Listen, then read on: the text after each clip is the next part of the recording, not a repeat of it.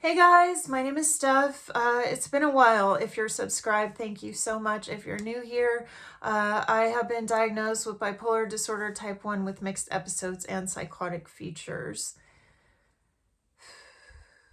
If you're unfamiliar with bipolar disorder and you're here to learn, you are awesome. Thank you so much. Please check out my playlist page, my Manic Life vlogs. I have a million videos about bipolar disorder there. Well, not quite a million, but tons. Hundreds. Okay, so this will be the most traumatic, the scariest, well, this will be the most traumatic video I've ever made. I started talking about my 4th episode in the video I did before this. I'll put a link below. So I hope you get a chance to check out that video because it was a long time leading up to this. And I think that it might be helpful. So my 4th episode, okay, I had just gotten married. Everyone knows how stressful a wedding is, but see, my husband planned my whole wedding, so I don't know how I was so stressed out. I think it was just the life change. I think mainly it was chemical. It was my brain. Because I got married, and then a month later I was in full-blown psychosis thinking my husband's cheating on me. I literally woke up one day and thought he was having a secret life with his ex. And my brother was scared, so my brother came the only time he's ever, well, I think he came before. He's come twice when I've had a psychotic episode.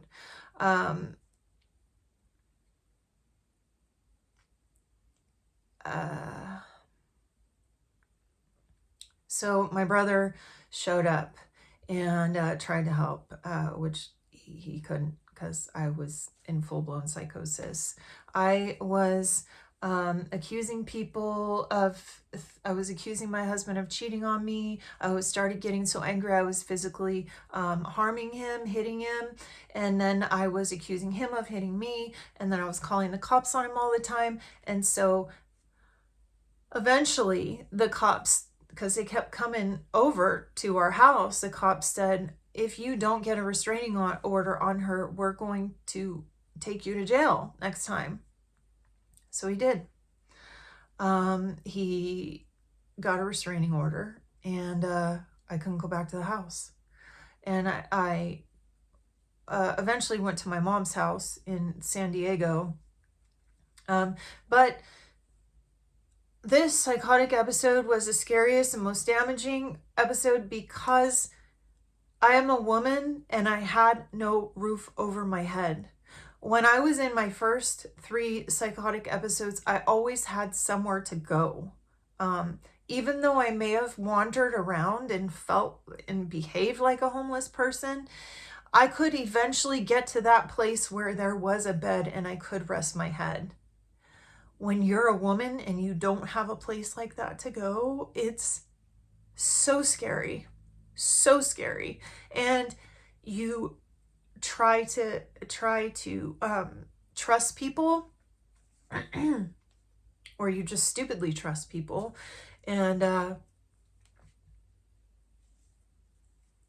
I stupidly trusted people.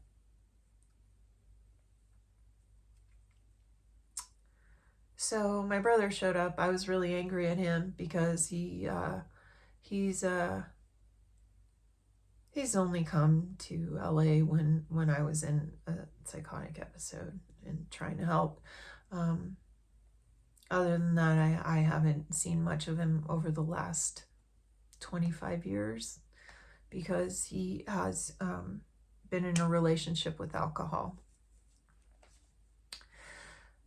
So that's really painful for me. But I hurt my brother a lot when he came. But I was mad at him even though I was psychotic and didn't really understand. I knew that part. So I started like hallucinating and believing things that weren't true. And it eventually got really, really bad. Once my husband had gotten the restraining order, It was completely necessary. I had started hanging out with some weird guy that I had met outside of 7-Eleven, and started carrying on a relationship with this person. And because I was in psychosis, and because I believed that my husband was cheating on me and had a whole nother life with someone else, I was not concerned about what I was doing. And I also wasn't in control mentally. My thinking was impaired. I was in psychosis. So forgive me for all the pauses and taking so long to say stuff. But please bear with me, because it gets pretty interesting. So I did weird stuff, like I just kept walking, that was always in every episode, just kept walking and walking. Started believing that I was some kind of producer, some kind of music producer. But when you believe these things, it's like you already are that, you already have that. You believe that to be true. When you're in psychosis, and like one time I was driving down the street and there were all these brand new cars, and they were just, there was probably a car lot that was close by, and they ran out of space. But I believed all those cars were for me. And I could drive any one of them if I wanted to, but I just don't want to. Too much trouble to go try to find the keys. But all of those cars, they're there for me. They're present. I just got to pick which one I want. So yeah, that was kind of delusion, but that was a different episode. That was my second episode, I think, where that happened. But back to my fourth. I got all wrapped up in believing things that you don't see.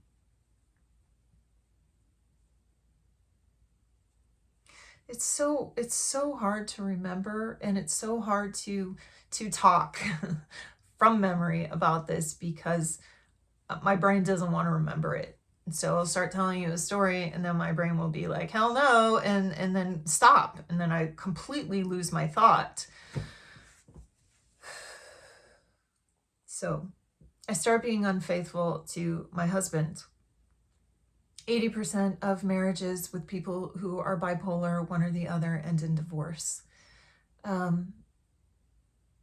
Hypersexuality is a symptom of bipolar disorder. I have a whole nother video on that if you want to check that out. That video talks about sexual assault. Trigger warning on that.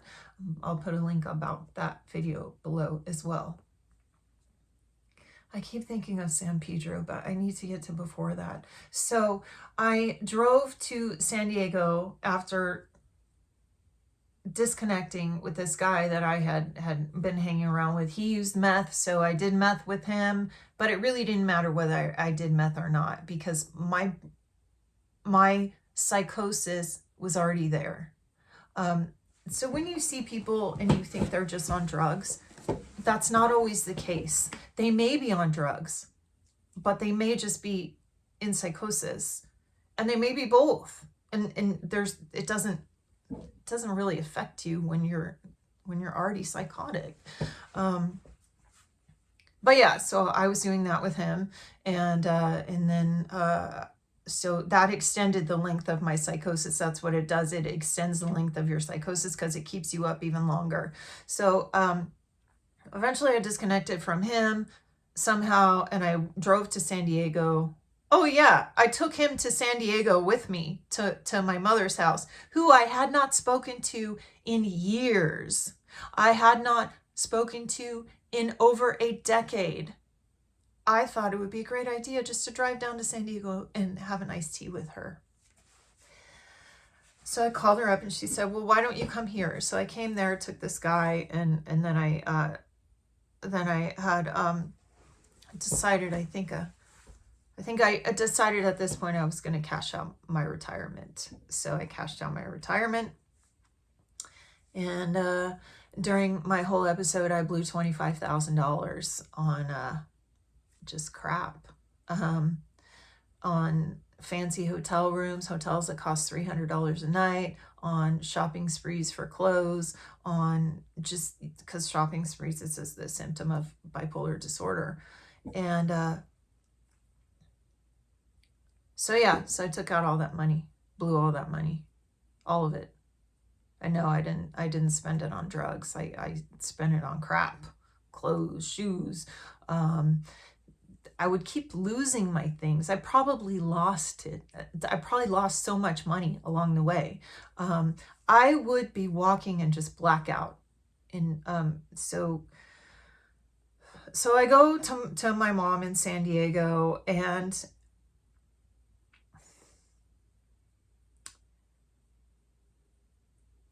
I was, I was psychotic during this time, and there's a lot in between because my mom died in 2020. So my psychosis actually was a gift, because I probably would have never spoken to her again. And I got to see her in a light that I had never seen her in before when I was psychotic this time. So I go down there, I show up, and she's just like, hey, what's up? Her husband, they get a cot for me so that I can sleep there, but I'm psychotic, so I keep leaving, and I keep acting angry, screaming and yelling, being mean. You're very verbally abusive. You accuse people of things when you're in mania. I thought that my mother and my stepfather were trying to kill me, that they were trying to poison me. I wouldn't eat her food because I thought she was trying to poison me. So I stayed a few nights with them, and I actually had spent some time with my mom, and she actually, I would be able to call her at like,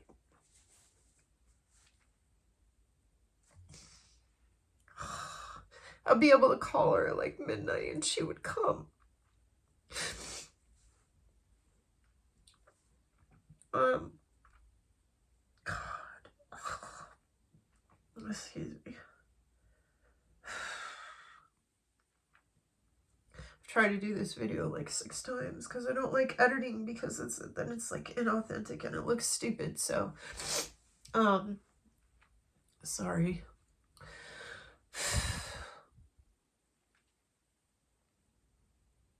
So yeah, I could call her at midnight, and she would come and get me and take me to Denny's, and we would sit there and talk. We were at IHOP once, and I was saying some weird stuff, and I have mixed episodes, so it just did not happen very often, but that I can remember anyway. But I would have moments of elation, or be able to laugh, or forget that I'm forget about my situation. I don't know, but a mood thing. So I would get all I don't know. So we're sitting there, and I'm saying some weird stuff, and she just blurts out of nowhere, when I die, I'm going to see the complaint department. And I just started busting up. It was so funny. It was just hysterical. And I'm actually really grateful for that time. But eventually my stepdad would not put up with my behavior. And so they started saying, well, if you're not back by 9 o'clock, you can't come in the house. And so of course I was never back by 9 o'clock, and I had all this money to spend. So in the beginning I was staying in hotels and stuff. And then again, I started surrounding myself with homeless people. I lost tons of weight because you basically forget to eat. You don't need to eat as often to have energy. You don't need to sleep as much because you have all this energy, because your brain is like ding, ding, ding, ding, ding, just going off. And I explained it in another video, but it's like, if you want to know what psychosis is like, and you're not someone who's bipolar, and you want to know what psychosis is like, it's like, picture 1,500 ideas, okay? 1,500 words and ideas, and you're trying to pick one out, and you don't know which one is real. That's how it is. But you don't know that you don't know which one is real. Because again, you think you're perfectly fine. So, eventually the money runs out. Eventually I'm walking the streets again. During the time that I did have money, I had given away money. I had some people who I was hanging out with who I think I saw after I didn't have any money. I don't know. But I didn't have, there came a point where I didn't have any money, but my mom would give me like $5 here and there if I would show up at her house, and then I would go and sleep overnight with some homeless person, or sleep in, there was one time I slept in a park bathroom. I remember roaches coming out of the drain. I remember I slept there one night. I remember I slept on the ground with some random guy. It was usually me trying to be, you never want to be alone. I don't know about everyone, but for me, I never wanted to be alone when I was psychotic. I had to like go find someone to talk to or someone to be around. There had to be someone there with me. I just could not be alone. It was terrifying. It was so terrifying to be alone. And so, God, it's so hard to do this. Where was I? Okay, so I'm in San Diego. I don't have any money left. I am delusional. I thought that my parents were actually still together. This always came up when I was in psychosis. And I think it relates to the trauma of the divorce and having to see my parents go through that much pain, and having to see me go, and having to feel that much pain myself, having to watch my brothers go through that. It's all of it. So in my episodes, I always believed that my parents were secretly together, but there was some governmental reason why they couldn't tell me. And that they had other lovers, like, or other spouses that were their real spouse, but because we were governmental CIA people, they couldn't tell me that they were actually really married. I believed that my stepmother was married to her first husband in real life, and that she was only pretending to be married to my dad, and that my dad was really married to my mom, and that he was only pretending to be married to, and my mom was only pretending to be married to my stepdad. And so this was a delusion. This was my reality. I believed this, and I believed this would keep coming up. So I think that's important because it shows how trauma is what comes up when you're having these psychotic episodes. It's an overload of stress. So you can only handle so much in your mind over time. And then there comes to a point where you just break. And a doctor explained it to me once, and he said, what it is when you have that first episode and you go psychotic, you've opened parts of your brain, doors in your brain that were closed, and you can't ever reclose them. They're open.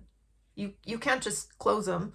You can take medication, try to keep them closed, but you can't lock the door. Like, the door's going to pop open once in a while. You're going to have to shut it, adjust your medication, go to therapy, go to intensive outpatient therapy, which I've done.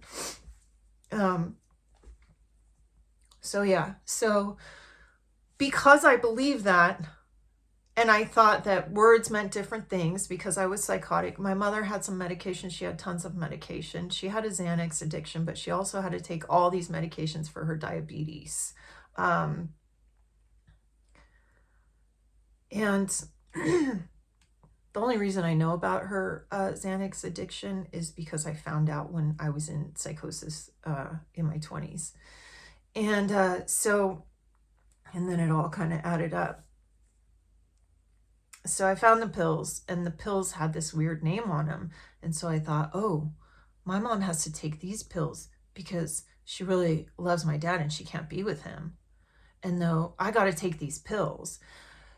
I had no idea that these pills were Xanax, but I thought that the label on the pills meant something. So out of all these bottles of pills, for whatever reason, I took that one. And I don't remember seeing anything that said generic for Xanax or blah, blah, blah. I didn't even take any of the pills.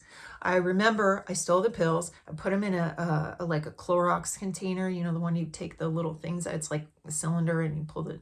So I had put it in an empty one of those. And then I left walking again. Some guy pulled over, picked me up, and I gave it to him. Got out of the car and went and walked around again. Never even took the pills. For some reason, I thought I had to deliver them to this other person. So he made out with some free Xanax.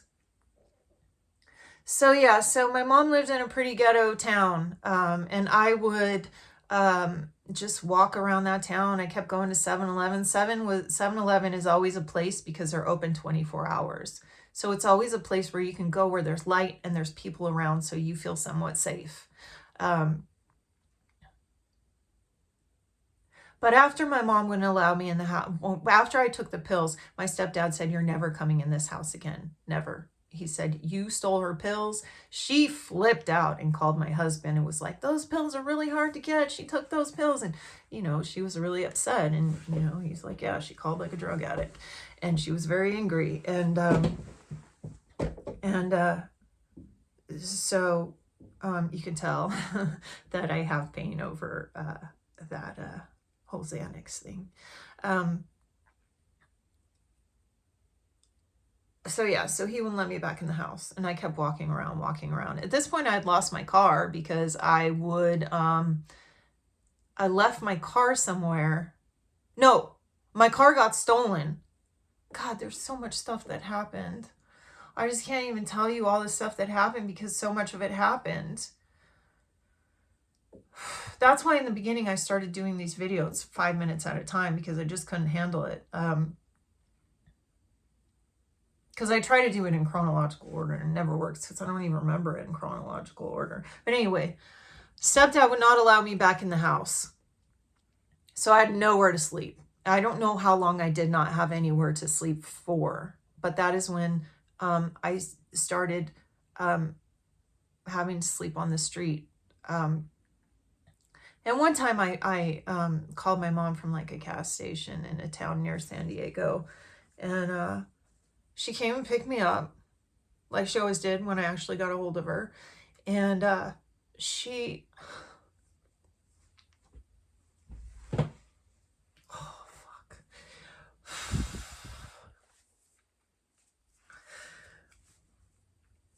It's hard to lose a parent, even if they've been a shitty one. So anyway, she told me, "Jamie won't let you back in the house because you took my pills, but you can sleep in the car." So she brought me a pillow and a blanket and let me sleep in her car.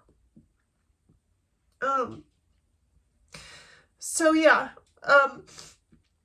for a family of people with bipolar disorder, I will tell you that when you tell the person who's sick, "Oh, you're sick, you need help," and you get angry and you respond to their verbal abuse and you feel their verbal abuse, it does no good. No good for you and no good for them. Part of the reason why I was able to be around my mother so much, and because she was able to kind of keep tabs on me and know where I was at, was because she didn't call me crazy. She didn't say, "You need to go do this." She would say once in a while, you know, like one time I was like, "You know, what do you want me to do?" She's like, "I want you to go to the hospital." And of course I was like, you know, I'm not going to do that. They'll lock me up in there and then I can't do whatever I want. So yeah, a lot of the homeless people that I was hanging out with used meth, so did that handful of times. Not a lot. I never bought it. I bought it once, but I didn't know I was buying it. I was just giving someone $20 because I wanted him to hold it for me because I kept losing all my money. I kept losing everything.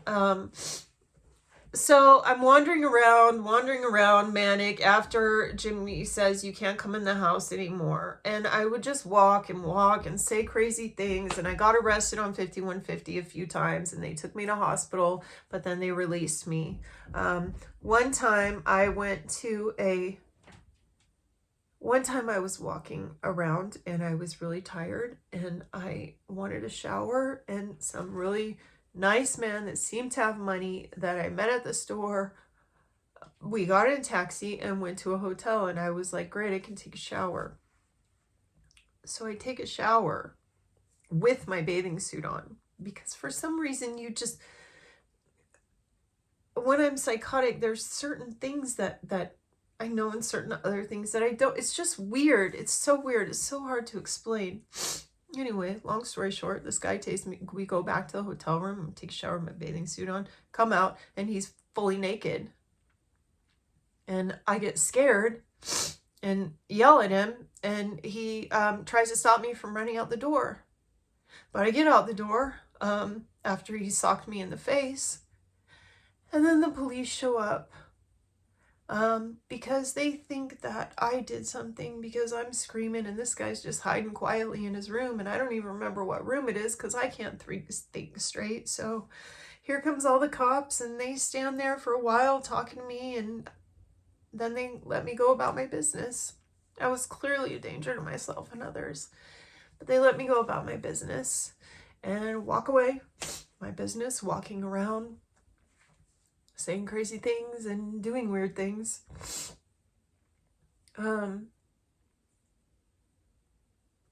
So yeah.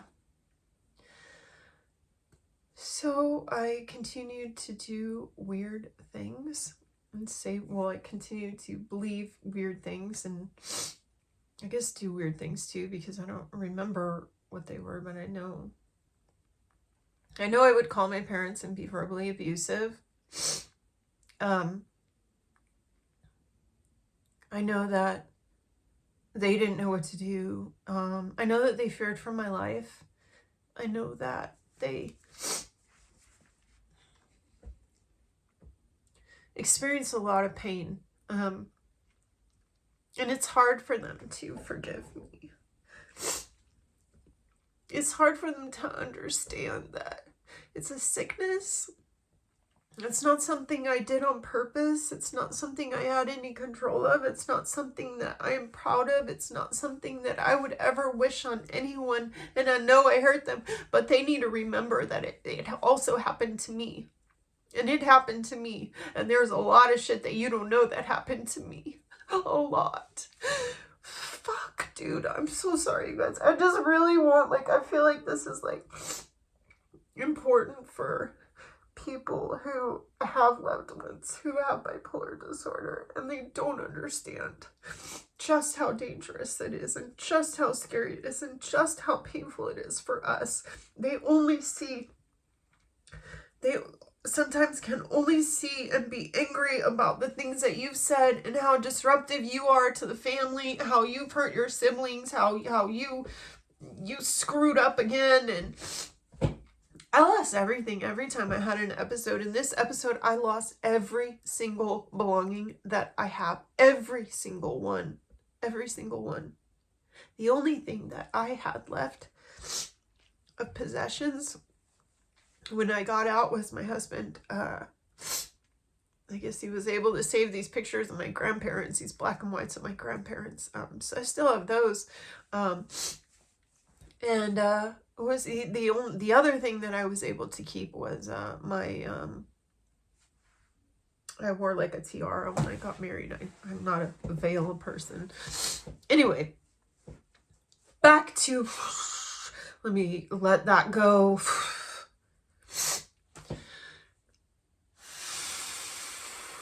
All right.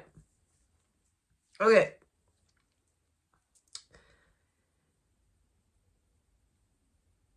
So my mom was kind of close by, and I was able to call her here and there, but I didn't, and I still spent days wandering the streets, hung around with homeless people, was assaulted, physically assaulted.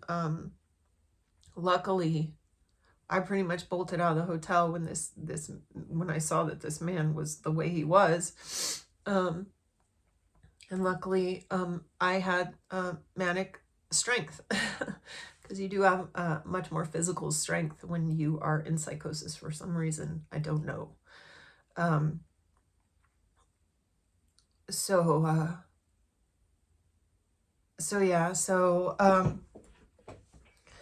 the next super traumatic thing that happened was, like I said, it was really difficult to find a place to sleep. And it was scary. So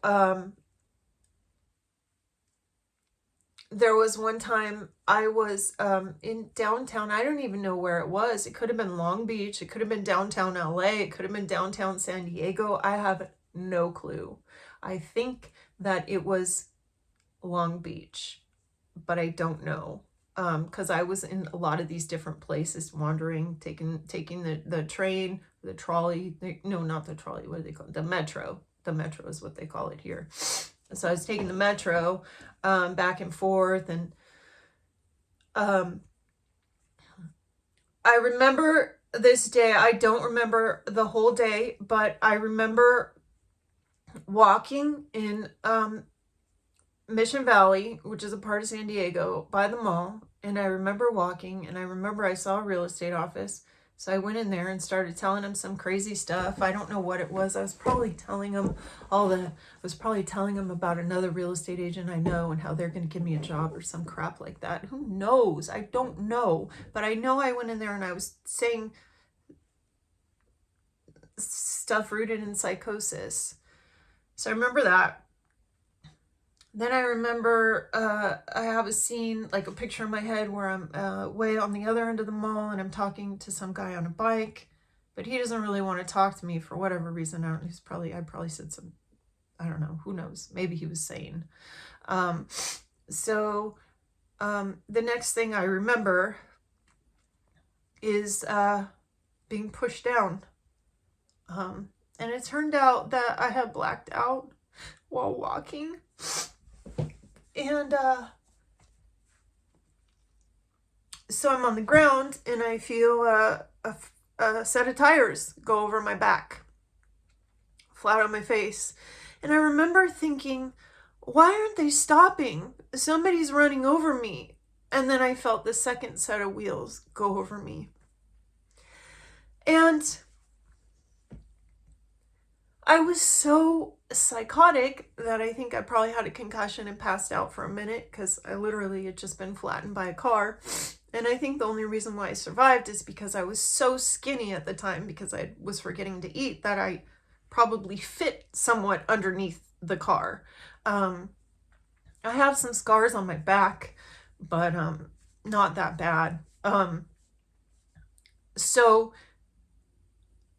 I was fully blown psychotic at this point. So I actually get up and stand up and see to my right this girl. I remember it was a white small car, and I remember the girl was blonde, and I don't know who she was, but I think there was a guy with her too, but I'm not sure because he was there, and I don't know.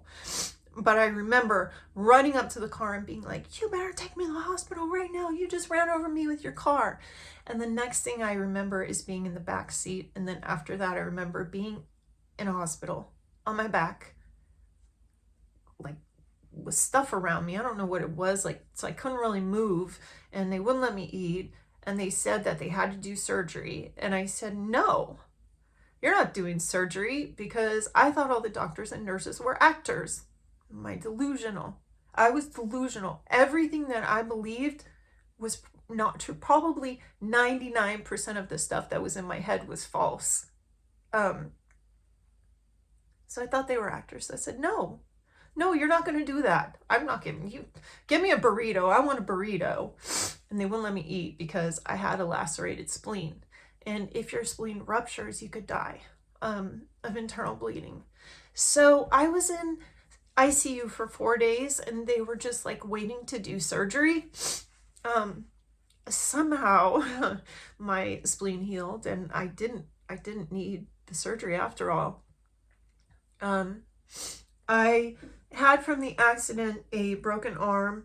I had a lacerated spleen. I have permanent damage to my shoulder from it. I still don't have like full rotation of my shoulder. I had a brainstem injury, so my eyes don't really match up the same anymore. They used to be like perfectly the same size, but now one can't open can't open as much as the other one. And it used to be much worse. I've had 2 surgeries to try and fix it. But yeah, so one of the muscles in one of my eyelids is paralyzed, my right eye. So yeah, so that happened, and then I have a bunch of other scars. I have like a permanent scar on my face that like the skin came off so much that you can see like the vein underneath. So like everybody's always saying, "Oh, you have a pen mark on your face," and I'm like, "No, that's a scar." No, you have a pen mark. It's like, shut up, it's a scar, okay? So yeah, getting hit by the car was pretty traumatic. And I was never able to ask people for money. I was too proud.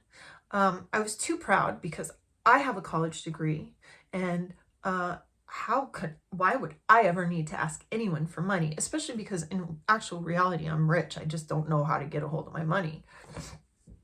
Another delusion.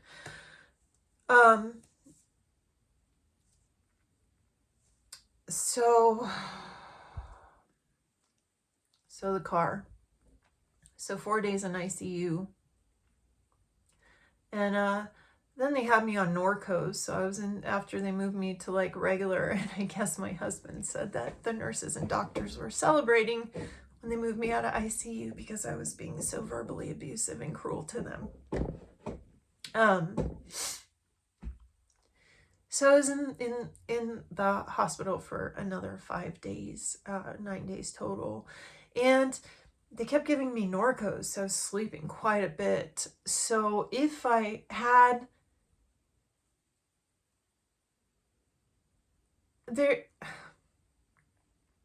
my husband came to try to see me when I was in the hospital, and I cussed him out and told him to leave.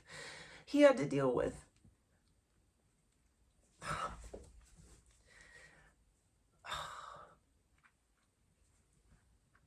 I wish that people without mental illness understood more about how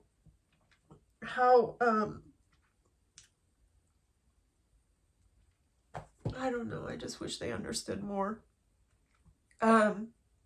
So yeah, so I got run over by the car. That shit happened. And then when they let me out of the hospital, I didn't have any money. They gave me a prescription for Norco. I had one friend in San Diego who was just amazing, and she was always there for, like,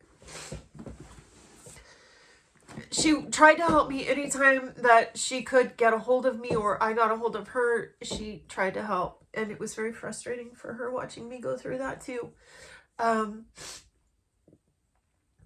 So she gave me some clothes. So when I got out of the hospital, I had 7 broken ribs. Forgot to mention that part, because that happened also. I had 7 broken ribs, and I was in severe pain, and I didn't have any money, so I couldn't buy the Norco. I was too proud to ask anybody for money, so I just walked.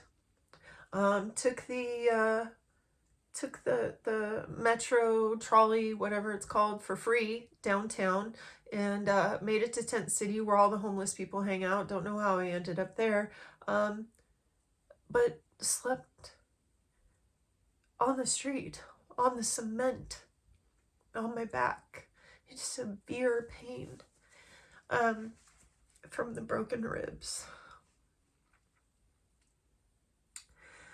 And then, God, it gets even worse, you guys. It just keeps going and going. Then,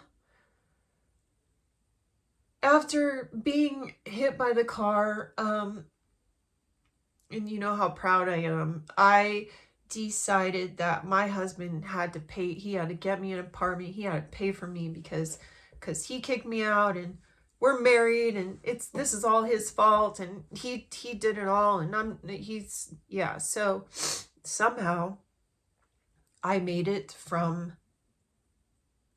San Diego to LA, and I don't know how. I don't know how. I think I took trains. I have no idea. But I definitely did it without any money. I remember this one time I was really hungry, and this guy was like trying to talk to me, and because when you're a female and you're psychotic, the sexual predators are just out there for you. They're just like ready for you. I can't even tell you, like, a few times, like, I would be walking down the street in the middle of the night and someone would pull over and they would expose themselves to me, thinking that I'm a prostitute or something. I don't know. And then there was a time where I had nowhere to sleep, and I was just so desperate to get some sleep, because you do get to a point when you're in mania that you need sleep. And it becomes to a point where you start falling asleep. You start falling asleep walking around, sleepwalking, talking to people, and then you start doing weird stuff. Like, I got kicked out of businesses for screaming at customers and stuff. But yeah, so I made my way up and showed up at my husband and I house. Well, it wasn't my house at that point anymore. And I went and I showed up screaming and yelling, you have to get me an apartment. You have to pay for me, blah, blah, blah. So he had been paying for hotels for me in San Diego when he would come every weekend and try to help me, try to get me to come back home and come back to reality. And it's just really difficult. He just wouldn't give up on me. When everyone else had at this point. Everyone.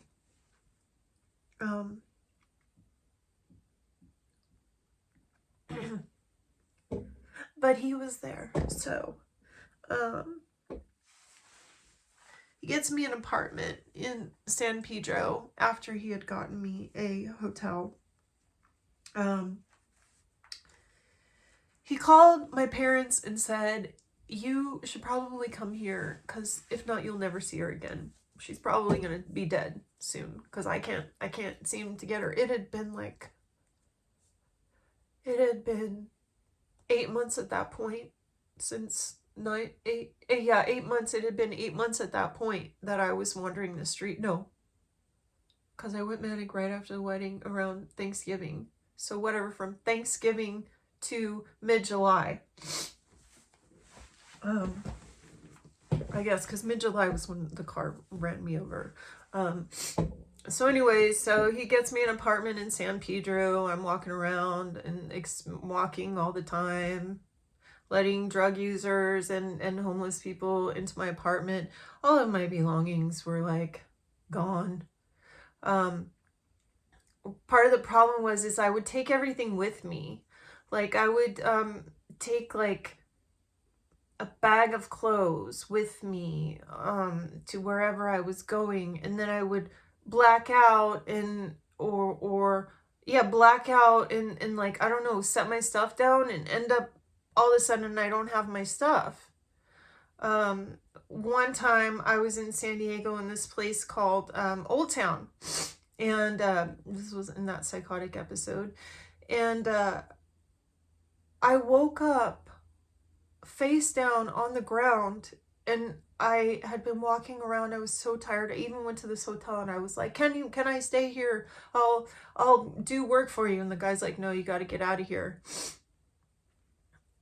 And I got bit by a spider. So I had this thing on my finger that was like, my whole hand had swollen up that day. And then, so anyway, so I find myself face down, my stuff is gone, I keep walking, I come to a stop sign, and there's a car there, and the guy in the car says, hey, and I don't know if I asked him for a ride, or if he said, do you want to come with me, I'm going here, what, I don't know, but I got in the car with him. He was actually driving a stolen car. He had told me repeatedly that he was driving a stolen car. He was paranoid about getting caught.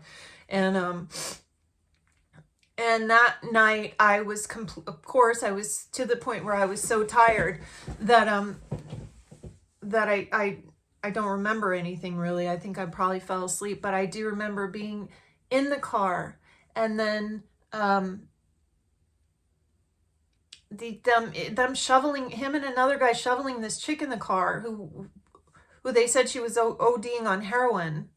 And I don't remember what happened after that. I don't know where her and the other guy went. I just remember waking up and the guy was gone. We were parked over by the ocean in San Diego, this one over by SeaWorld area. Anyways, he showed up, and then I started hanging around him, and that was in San Diego. That was before I ended up in San Pedro. Long story short, I've been going on and on. You guys kind of get the gist of what happened. There's so much I can't tell you because I just can't even get the words out of my mouth. I'm sorry for so much crying in this video. I did say it was going to be a traumatic one.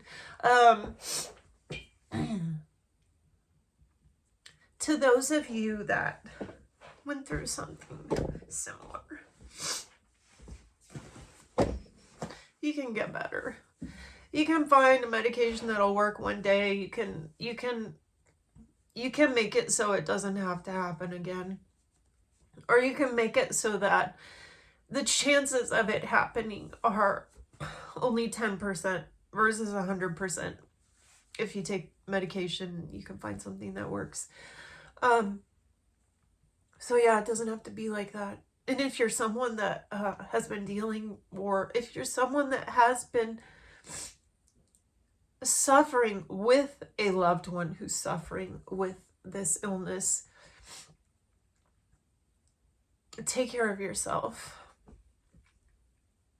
Take care of yourself, and don't listen to the words that are coming out of the other person's mouth or what they're doing, because it's not coming from a place of reality. Thankfully, I got arrested.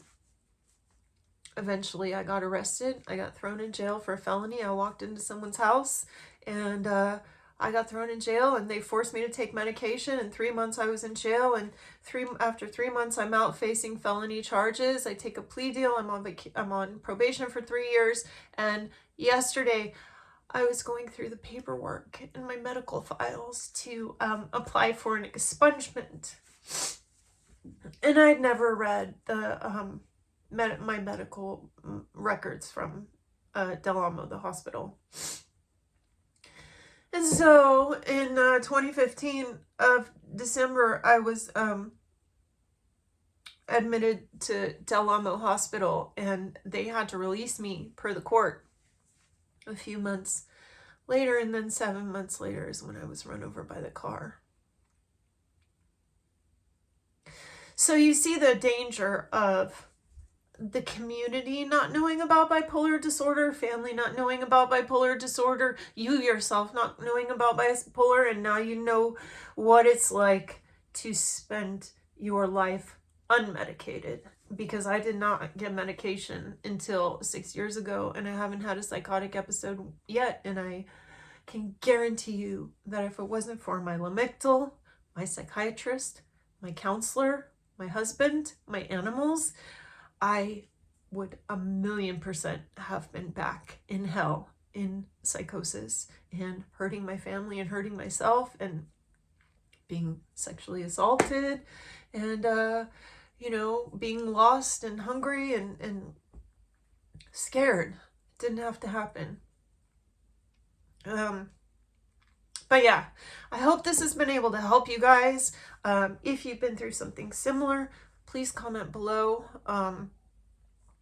Because like I said, it makes me feel better to know that I'm doing this for an actual reason, and people are benefiting from it. And it also makes me feel, like I said, I think I said at the beginning of this video, it makes me feel like there's other people out there surviving, and I'm really not that different. So yeah, sorry for the breakdown. And I have a lot of videos coming up that I want to make. I'm not going to make any promises because I'm working on music right now. And oh, I'm releasing a new song. I just wrote a new song. I'm really excited about it. But I have to finish recording it. So I hope to share that with you guys soon. But the next videos I'm going to be, just so you know, if you're interested, is going to be, I'm going to make one talking about Kanye West and Britney. I'm going to make one talking about how, and the reason why I'm going to talk about them is with what's been going on with both of them, with their mental health and the way that the media has been dealing with it. And then I want to make also a video about movies and shows and resources that people can watch that I think represent bipolar disorder in an appropriate or realistic way that I can recommend to some of you guys to watch. And then I'm going to do a video about Nicole Linton and what happened to her, and another huge danger of not getting help for your mental illness. And then there was another video I was going to do, but I can't remember right now. So I do have interesting stuff coming up. I hope you were able to benefit from this video. I hope that I didn't trigger you in any way, and I hope to hear from you. Thanks, guys. Bye.